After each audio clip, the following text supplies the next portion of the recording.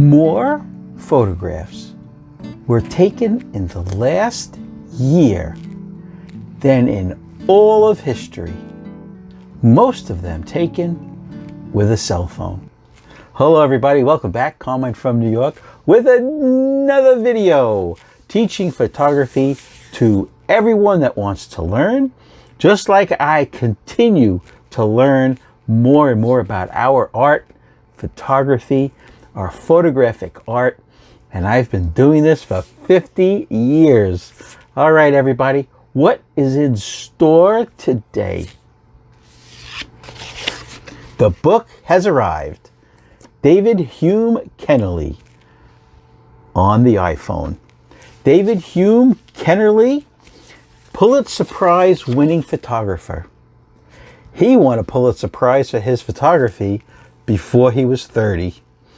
Photographs of the Vietnam War and boxing championships. This photographer, David Hume Kennerly, is one of the most outstanding photographers in the world in our era. You have to Google his work. David Hume Kennerly, Pulitzer Prize winning photographer. His photographs of the Vietnam War will make you cry. His photographs of the championship boxing matches he's done will keep you awe-inspired. But this book, I am so happy he wrote this book. I'm happy I purchased this book. It's proof to all the censor-sized queens out there who demand that only a full frame or medium format sensor is good enough for photography. Look at these beautiful photographs in his book, all taken on an iPhone, as we discuss more issues with people, with photographers, with our colleagues who are stuck in this mindset that only big sensors matter. You know how big the sensor is on his iPhone or anyone's iPhone? It's not that big. A few pieces of rice can cover the sensor. If this photograph right here that he took on his iPhone and this photograph that he took of inside of a bank remind you of an artist, Vermeer. He's capturing Vermeer-like photographs with an iPhone. There's two more I want to show you, and then I'll put the book down. Background blur, action, all captured on your cell phone. You don't need an iPhone. Androids do. Look at this photograph. Trying to get it without too much glare.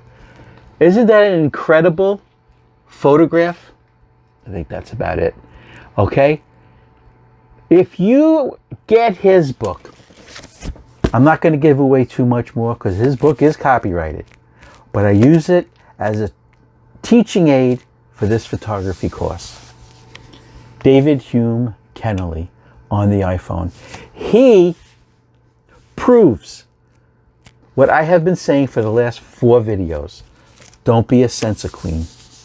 Don't be a size queen when it comes to sensors. Now, this is one of the original full frame sensors.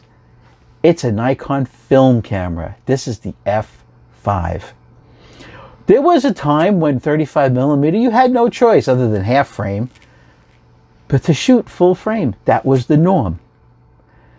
This is the F5, one of Nikon's most prestigious, awesome photojournalist tools that I have in my entourage. This is the 70-300 VR lens, VR, vibration reduction. It is an unsung hero. I highly recommend you get this lens. This is the Nikon 70 to 300. It's the ED f4.5, 5.6. It's a G lens with vibration reduction. This lens has taken some of my most beautiful photographs, and not just mine, but photographs around the world from other photographers. Now, let's get back to the issue at hand. At the end of this video, in just a few seconds, I'm going to show you my cell phone photographs that I took as far back, I don't know, 5-6 years ago, when cell phones really weren't that high tech as they are now. But you look at the photographs that I took. Now, why would a photographer like me or David Hume Kennerly, now I'm not putting myself in his class, he's a Pulitzer Prize winning photographer, okay? But we have a common bond. He's a photographer, I'm a photographer. He knows, look at the word, he knows that sensor size means nothing. It's your imagination that means everything. Sometimes when you're a photographer and you want to go out and you have an idea of something you want to photograph, okay?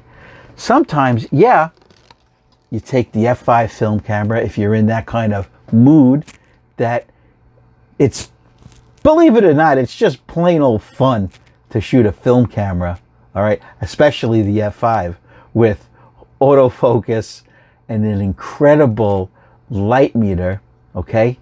The f5 has won so many awards around the world for its design and its output. But sometimes, okay, this is a little big, right? So, and sometimes you don't want to shoot film. So sometimes you go with something as professional like this, the Olympus OM1 EM, now the OMD EM1 Mark II. I will never get the name right because Olympus has too many letters in the names of their products. F5, see how simple? How about this? OMD EM1 Mark II. Come on, do better than that. Okay, so this is a professional micro four thirds. Oh my God, what did he say? Did he say micro four thirds? Oh God, yes. Listen to me. Olympus and Panasonic / Lumix, when they put their heads together to design this micro four thirds sensor and system, they realized years down the road that perhaps they picked the wrong name for their system, micro four thirds. The word micro doesn't really sound wonderful. They could have picked a different name for this system. There's a lot of websites out there that have ideas to give to Olympus and Panasonic to change the name from micro four thirds to something a little bit better. Nobody wants to have anything micro four thirds. This one is mine. This one is my go-to camera now. It is so good feeling in the hand. The grip, both horizontal and vertical, okay? Shutter mechanism, both for vertical, portrait, and horizontal landscape. I'm going to say a few things that you're going to blow off that this guy is nuts. 60 frames per second. I didn't say 6. I didn't say 16. 60 frames per second. Okay? I'm not going to get in. This is not a review of this camera.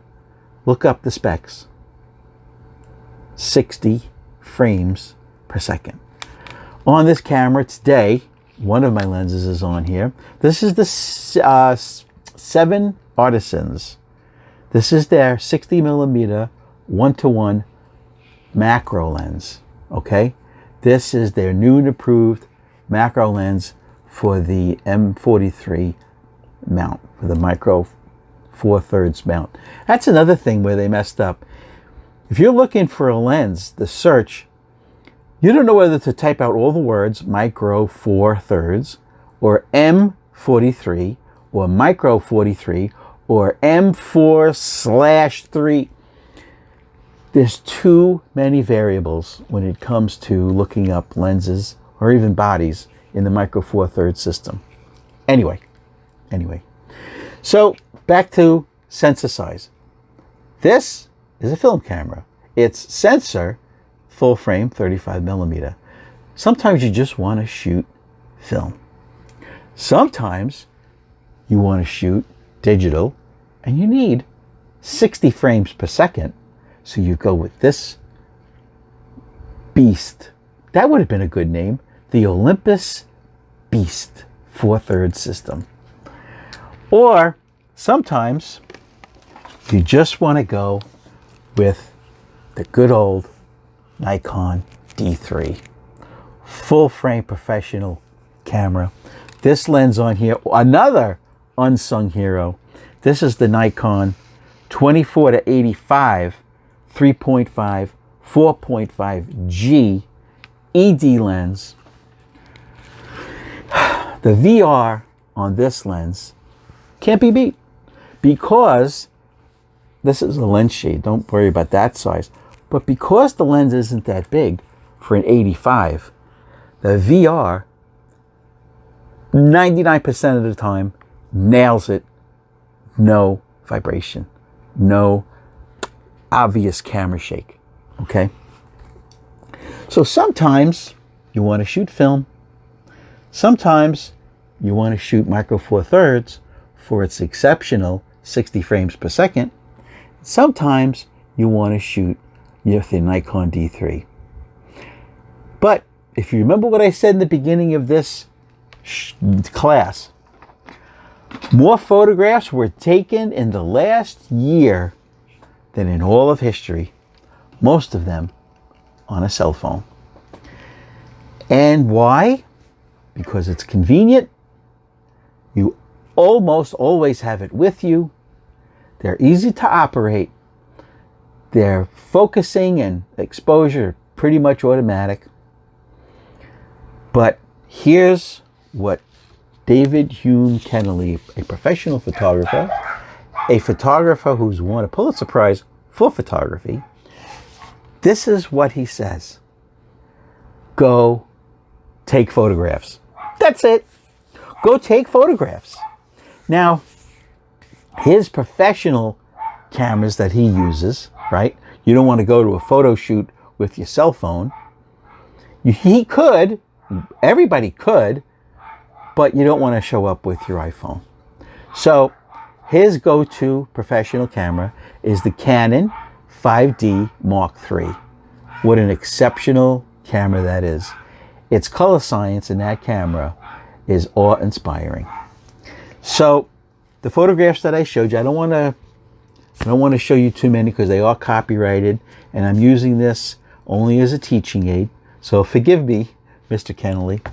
All right, and I want everybody to go buy this book. Okay, David Hume Kennelly on the iPhone. Okay, go buy this book. You will learn not only that cell phones or small sensors, let's just say, small sensors take incredible artistic photographs. But I also want to point something out to you that Mr. Kennelly puts in his book. It is not cheating to use the apps that are available on your cell phone, Android or iPhone. Apps are being developed every day to improve your photographic art.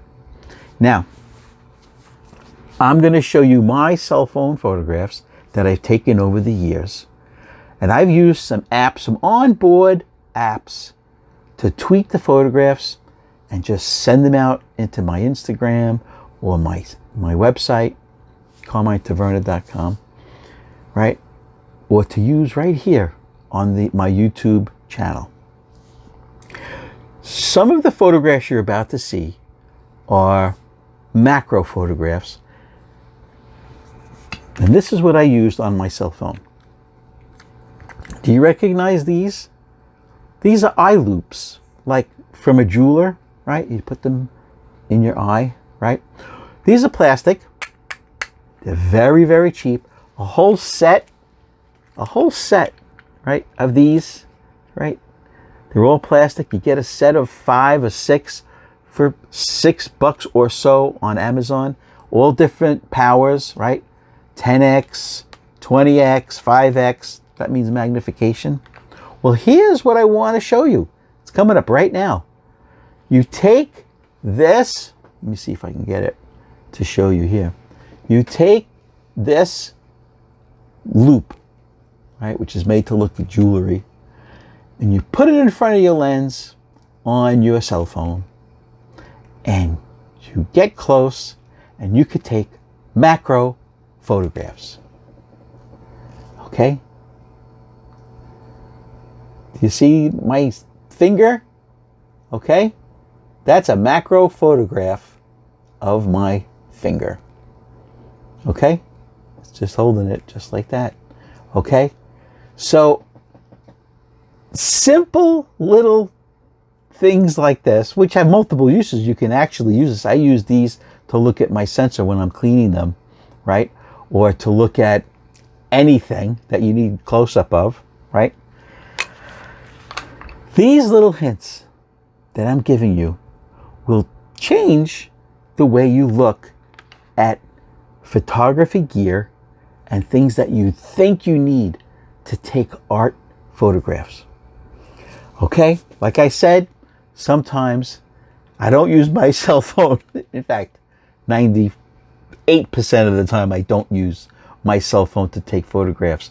I'm just using it as an example. That sensor size doesn't matter, right? Our original full frame film, right? The Nikon F5. Then, through modern science and good education and good engineering, this sensor, full frame, the same size as one frame of film. This is the Nikon D3, okay? So we went from the Nikon F5 full frame film, the Nikon D3 full frame digital, and what did I like to call this? The beast? The Micro Four Thirds beast. This now is such a pleasure to shoot with. When you've been shooting with monsters like the D3 and the F5 and my D700 and my D850, which I sold to buy this. I sold my D850 to buy this whole system.